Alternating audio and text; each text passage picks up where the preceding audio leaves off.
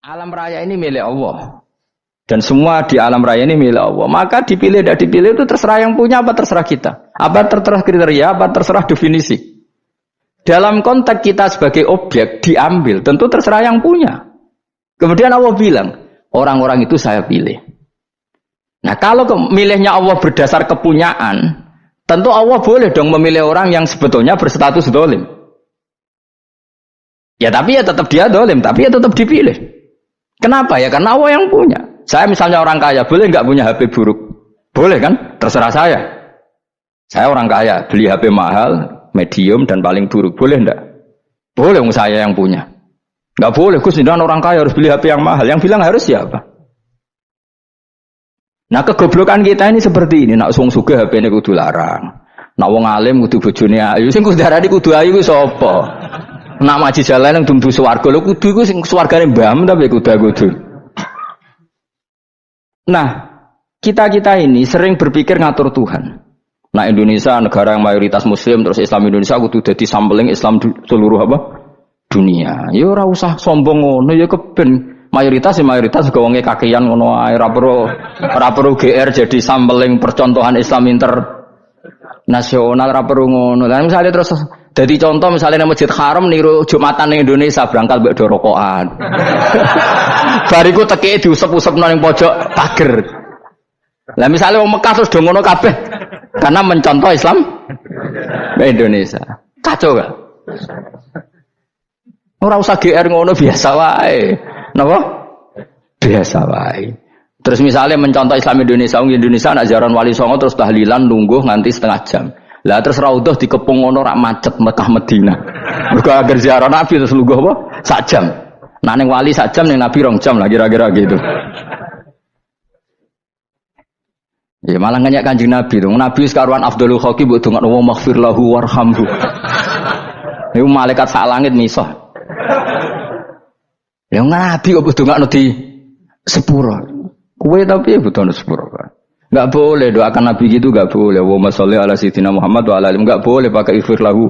Masalah kita tahlilan apa alam donga iku terus kamu gunakan. Ya misalnya terjadi percontohan Islam dunia terus Nabi kapundhut ditalkin, nek ditakoki waman rabbuka piye. Terus Nabi warai waman nabiyuka. Mesti Nabi yo pro, aku Nabi coba takoki.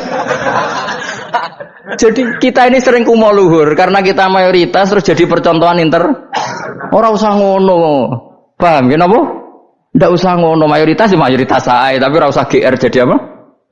Percontohan internasional. Mungkin kalau masalah Islam damai ya bagus. Tapi itu kan tidak hanya Indonesia. Di mana-mana yang Islam damai juga banyak. Dan yang tukaran juga banyak. Toh yang tukaran nggak pernah maklumatkan diri ini percontohan janda. Ya biasa saja. Saya ulang lagi ya. Maka menurut saya nggak akan benar pendapat Khawarij atau pendapat Islam yang keras bahwa orang dosa besar itu keluar dari Islam. Karena ketika Allah mengatakan, kemudian aku pilihkan kitab ini, tak kasihkan orang-orang yang saya pilih. Itu diantara yang pertama adalah meskipun mereka sebagian tetap zalim. Artinya tetap zalim itu tidak menjadi dia keluar dari status Islam. Paham ya? Sekarang saya tanya, yang dikatakan warga Indonesia itu siapa? Ya siapapun yang bergeografis di Indonesia, lahir sebagai akte Indonesia, saya orang Indonesia. Kemudian ada yang penjahat, ada yang maling, kita penjara. Apa dia keluar dari kebangsaan Indonesia? Enggak kan? Sama ketika orang Islam menjadi zina dan fase koruptor, keluar dari Islam enggak? Enggak. Karena Allah tetap bilang famin. Apa? Famin. Jelas ya? Wes kayak gak ngarah Khawarij. Kenapa? Kalau Khawarij cara berpikir itu ekstrim. Setiap dosa besar itu mengeluarkan orang dari status Islam. Oh, itu bahaya sekali. Karena nanti kalau itu iya, kita akan kehilangan banyak orang nopo Islam. Makanya Nabi nanti ngendikan, saya berharap yang nanti masuk surga dari umatku itu separuh, 2/3. Itu kata ulama-ulama. Kalau kita pakai mazhab Khawarij, orang Islam itu tidak sampai 1/3. Karena banyak yang keluar dari Islam. Duwe keris gak Islam, duwe akeh ra Islam, nglakoni jimat gak Islam, nyekel patok gak Islam, dosa gede gak Islam, korupsi gak Islam. Terlalu banyak yang kita usir dari Islam. Lalu kita ngusir atas nama apa? Coba. Kalau atas nama Tuhan, kamu tidak Tuhan. Atas nama wakil Tuhan, Tuhan tidak pernah mewakilkan ke Anda. Ora ana mandate. Yang kita tahu dari Quran ya ayat ini, tsumma awrasnal kitabal ladzi nastafaina min ibadina. Kemudian kitab ini tak kasihkan orang-orang yang saya pilih, dan orang yang saya pilih itu faminhum zalimul li nafsi, dan sebagian dari itu adalah orang zalim, dan itu jelas bagian dari itu. Artinya keluar apa masuk? Keluar apa masuk? Masuk. Meskipun ya yang zalim tetap berstatus zalim, kayak warga Indonesia, ini semua warga Indonesia. Paham ya? Yang maling ya tetap warga Indonesia, meskipun ya tetap maling. Jelas ya? Itu tenan orang itu. Makanya ahli sunnah itu pendapatnya falam nukafir mu'minan bil wisri. Kita tidak akan mengkafirkan orang mukmin hanya karena melakukan dosa. Kenapa ya? Karena Allah bilang faminhum setengah sangking itu masuk bagian. Dan itu luar biasanya Allah disebut istofaina. Tetap orang-orang pilihan. Maka ini penting saya utarakan supaya kita ini tidak sok-sokannya. Terus yang zalimul li nafsi pun potensi dimaafkan sama Allah. Asal dia tobat, dan tobat itu sama Allah nggak ada batasnya. Malam yuhur kiri sampai apa? Nafas apa? Terakhir. Dan kadang orang itu sebetulnya nggak niat tobat, cuma ada perilaku tertentu sehingga dan Allah itu simpati. Itu juga banyak yang diterima tobatnya Allah. Makanya kata ulama-ulama itu, istighfar itu tidak syarat diampuni. Yang menjadi orang terampuni itu kehendak Allah. Istighfar itu bagian kecil dari syarat-syarat itu. Tapi bisa saja orang tanpa istighfar tapi diampuni Allah. Misalnya Allah dawuh wa yaghfiru ma duna dzalika liman yasha. Itu bukan liman yastaghfir tapi liman yasha. Contoh masyhur kan, kamu pernah dengar kan, ada orang nakal itu mau misah itu ya kira-kira lonte atau apalah. Dia datang pulang ketika melihat anjing ngeleti pasir, dia berpikir ini kehausan kayak saya.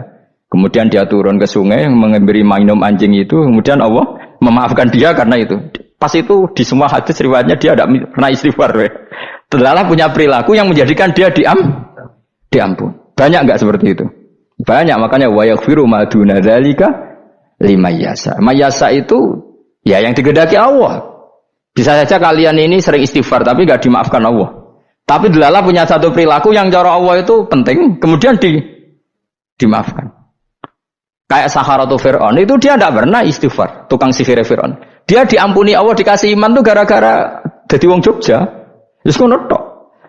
Jadi pas mau duel adu sihir. Iku dalah dekne mendingan ya. Qalu ya Musa imma antulqiya wa imma annakuna nahnul mulkin. Monggo jenengan riyen napa kula riyen. Tapi gara-gara dekne didikan Jogja niku. Lah wong ape duel, mestinya tarung itu semakin cepat mengambil kesempatan kan semakin menang. Ini sudah jelas tarung. Ngapunten jenengan riyen napa kula. Lha iku pangeran itu terus simpati. Wong kok sopane ngono apa? Akhirnya Allah memberi iman gara-gara apa? Imma antulqiya wa imma annakuna nahnul mulkin. Monggo jenengan riyen. Lah Musa juga, Allah juga enggak terima kalau nabinya kalah sopan. Sehingga Allah memerintahkan Musa adalah sopan. Mboten jenengan mawon. Jadi Nabi Musa qala bal alqu. Jadi Nabi Musa enggak jenengan riyen mawon. Jadi coba, itu kan unik. Dia tidak ingin diampuni Allah, tapi adalah dia sebenarnya satu perilaku yang menjadikan Allah itu simpati, yaitu kesopanan dia dengan Nabi Musa. Imma antulqiya wa imma annakuna nahnul. Nabi Musa juga bilang qala bal alqumu go jenengan riyen mawon. Akhirnya sakit nggih nak ngoten. Makanya Firaun itu mangkelnya bukan main. Ketika pertunjukan itu akhirnya kan Saharatu Firaun kan kalah. Setelah kalah langsung iman. Maka kata Fir'aun, ini jelas Musa itu guru kamu. Cuma pura-pura saja kamu pro saya. Lah buktinya apa? Jari buktinya tadi monggo-monggonan gitu. Makanya Fir'aun bilang, innahu lakabirukumul ladzi 'allamakumus sihr. Wah, itu mesti Musa itu gurumu. Padahal dia gak kenal sama sekali. Cuma gara-gara monggo-monggonan tadi itu akhirnya terus pikirannya Fir'aun, wah, mesti harus kenal suwi, mau gayane tok. Mergo gara-gara monggo jenengan riyen. Mboten monggo jenengan. Jadi makanya sampean jangan putus asa. Makanya keliru sekali kalau kita bilang diampuni Allah nunggu istighfar. Enggak. Tentu istighfar penting, kita sepakat. Istighfar itu penting, kita sepakat. Tapi itu tidak satu cara-caranya Allah untuk orang bisa diampuni. Nabi misalnya ngendikan ana wa kafilul yatim kahateni fil jannah. Coba. Orang sering istighfar sama kafilul yatim, kira-kira surganya cepat mana? Cepat kafirul yatim meskipun enggak istighfar. Boleh istighfar terus tapi medit ra karuan. Tak jamin mlebu neraka. Alamatnya medit jelas ning neraka aku roh. Jelas. Al-bakhil itu qaribun minan nar, jelas alamatnya deket-deket situ lah, paham ya? Wes jelas as-sakhi qaribun minallah, qaribun minan nas, baidun minan nar. Nah al-bakhil baidun minallah, baidun minal jannah, qaribun minan nar. Jadi medit itu ya deket-deket situ alamatnya sudah jelas deket-deket neraka. Ana wa kafirul yatim kahataini fil. Berapa?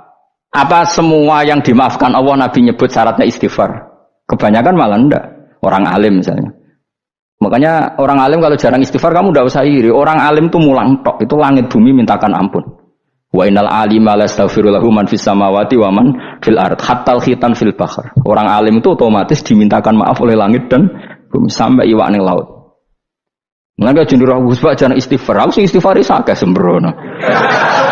Langit bumi no. Mulane kula nu jarang istighfar bukan karena saya sombong, memanfaatkan istighfar mereka, no?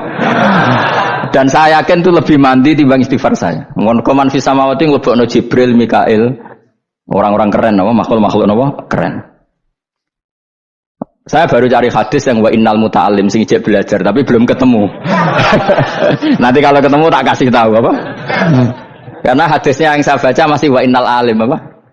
Orang alim jadi agak ketat. Nah, nanti kalau sudah ketemu wa innal muta'allima. Nanti dicari. Tapi pasti palsu kalau ada itu. Karena semua tagnya itu apa? Alim. Atau ya kamu alim dibanding yang di bawahnya. Ya semoga itu masuk apa? Jadi dibanding orang Papua kan wis alim. Saya ulang lagi ya, ini penting sekali. Jadi latihlah jangan punya gerakan takfiri orang lain dianggap kafir, orang lain dianggap kafir karena Allah tidak pernah mengusir hambanya. Meskipun apapun salah dia, kata Allah tetap faminhum. Apa? Faminhum. Hum itu rujuknya ke yang depan. Jadi termasuk orang-orang yang saya pilih adalah faminhum zalimul li nafsi. Tetap dia di arena itu. Nisbatnya Islam ya tetap di area Islam itu. Meskipun yang ya kayak warga Indonesia coba. Warga Indonesia itu siapa? Yang terlahir di Indonesia dan ber-KTP kartu keluarga Indonesia sudah. Nanti tentu yang bajingan tetap bajingan, yang koruptor tetap koruptor. Tapi menjadi warga Indonesia terus keluar dari warga Indonesia. Tetap warga Indonesia. Kira-kira seperti itulah analoginya. Tetap istofaina, tapi tetap berstatus faminhum dalim. Tapi rujuknya kan tetap faminhum ikut setengah sangking alladzina tofaina. Mulane ngaji sing tenanan. Kowe ora usah anut khawarit. Khawarit ku apa ngamukan. Sithik-sithik wong liya salah yo apa-apanan. Loh saya juga mangkel be wong dolim. Semua orang soleh mangkel be wong dolim. Tapi ya dihukum saja. Misalnya dalam Islam ada kisos, ada had, ada hadul qadzab, hadus sariko. Ya hukuman saja. Tapi hukuman itu tidak bisa menghilangkan status. Ya sama seperti manusia tetap manusia. Meskipun apapun dia ya manusia.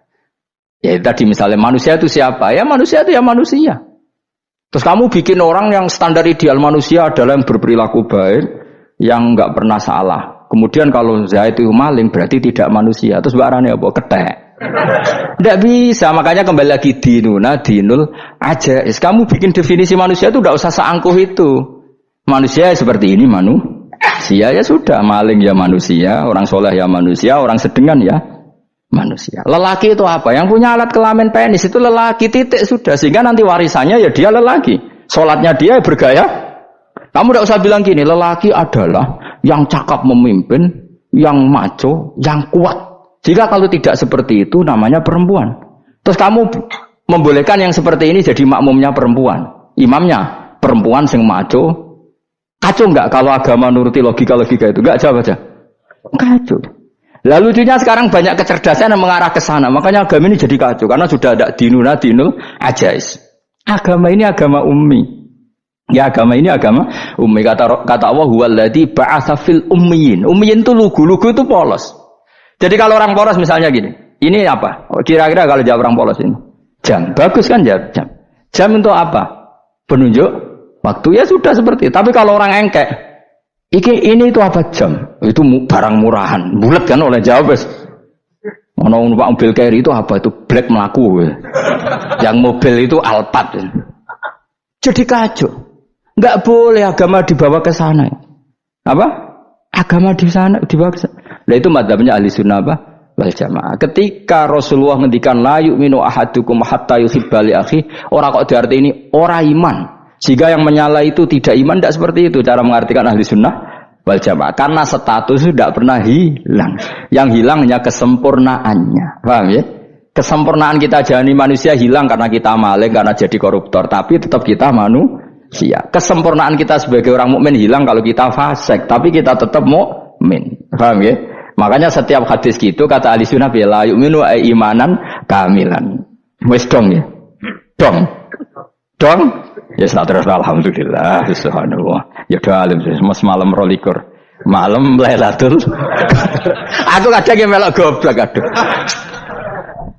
Saya tuh sering dididik sama bapak saya, sekumpul wong akeh kudu melok goblok guys. Makanya bapak itu kalau ada orang pidato, bapak kan juga enggak suka pidato juga, tapi ya kerso kadang-kadang, saya pun kadang-kadang kerso. Asal sing utus pernah guru, pernah sepuh kadang kerso. Nah, bapak nak bahas pengajian diomongin balik dari bapak, malah bingung. Ngomong apa wae. Coba kita dengan PD-nya bilang Lailatul Qadar itu 21 sampai berapa? 29. Lailatul Qadar. Warna iki malam Lailatul Qadar. Lalu Lailatul Qadar keren tuh karena apa coba? Karena nuzulul Quran. Lalu nuzulul Quran tanggal 17. Lalu Lailatul Qadar tanggal berapa? Oh, ada nih. Alhamdulillah. Tapi ini jangan jadi keiskalan yang masih itu jadi fitnah itu. Cara Gus Bak, ya ora cara Gus Bak, cara Quran ngawur gitu. Sembrono. Memang aku tidak pendapat tentang Quran dan ayatnya seperti itu. Maka yang benar Lailatul Qadar itu kata ulama-ulama dulu orang yang beramal soleh, ya itu sudah anggap saja dapat Lailatul Qadar. Ora usah ndelok esuk-esuk ndelok srengenge blerengen ta ora. Nek ora blerengen berarti untuk Lailatul Qadar. Jan mendung kan blereng iki. Terus bengi angite sayup-sayup. Anggere dini hari ya sayup-sayup blok aneh-aneh wae. Lah nek pikir sego ora, berarti wong laut gak taran untuk Lailatul Qadar, ke segoro gitu langine bianter. Lah nek ning Dieng ya mesti sayup. Mau angin ndok gunung wis kesel dadi ora sayup-sayup. Gawe ukuran ojo ngono, gawe ukuran ngono rak wong Dieng luwih ngrasa entuk Lailatul Qadar timbang wong segoro kidul. Segoro kidul angine apa? Buanter. Padahal alamate piye? Sayup-sayup. Mana-mana. Maksudnya alamat ngono iku ora ngono, maksudnya ayat iku Kanjeng Nabi mbadawa ngono, maksudnya ora ngono. Wes dong ya. Ayo Lailatul Qadar tanggal. Aku seneng wong bodho. Kowe enak urip wis happy no.